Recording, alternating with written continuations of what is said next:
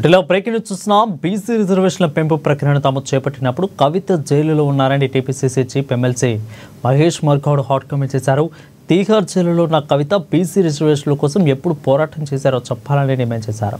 తాము సాధించిన రిజర్వేషన్ల పెంపులో కవిత తన విజయమని మాట్లాడడం హాస్యాస్పదంగా ఉందని అన్నారు.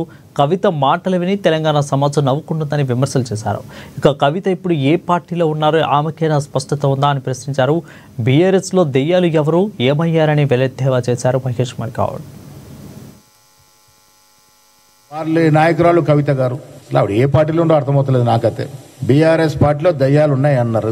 మరి ఆ దయ్యాలు బయటకు పోయినాయా? బీఆర్ఎస్ పార్టీ ఇంకా దయ్యాలు ఉన్నాయా? ఉంటే ఆ దయ్యాల పేర్లు ఏమిటి?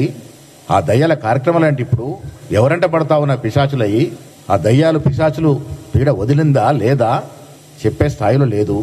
మొన్న ఆవిడ మేము ఆర్డినెన్స్ తీసుకొస్తే ఆవిడ రంగులు పూసుకొని తీర్మార్ డాన్సులు చేస్తూ ఉంది. ప్రజలు టీవీ చూసినంత నవ్వుకుంటా ఉన్నారు. రంగులు వేషాలు మార్చుకున్నంత మాత్రాన పిల్లి పులిగా మారుతుంది అనుకుంటే అది అవివేకం అవుతుంది. లిక్కర్ స్కామ్లో రాష్ట్రానికి తలవంపు తెచ్చిన కవిత భగీరథ ప్రయత్నం చేసినా ప్రజలు ఆమెను పట్టించుకోరు. తెలంగాణ రాష్ట్రం వచ్చినా సామాజిక తెలంగాణ రాలేదని చెప్పిన కల్వకుంట కవిత మరి బీఆర్ఎస్ అధికారం ఉన్నప్పుడు ఎందుకు స్పందించలే? ఇవాళ బీఆర్ఎస్ వల్ల సామాజిక రాలేదని ఒప్పుకున్న ఆవిడ మరి బీఆర్ఎస్ వల్ల వచ్చిన ఎమ్మెల్సీ పదవి ఎందుకు రాజీనామా చేయట్లే? బీఆర్ఎస్ పార్టీకి ఎందుకు రాజీనామా చేయట్లే? అలా చేస్తుంటే కనీసం కొంత నమ్మేవారేమో.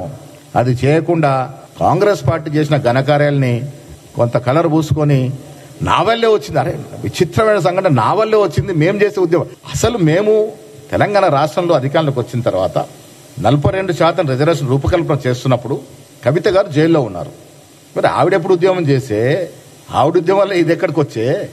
ఎందుకు ఇంత చిన్న చేష్టలతో ప్రజలతో చులకన అవుతున్నారో నాకు అర్థం అవ్వట్లేదు.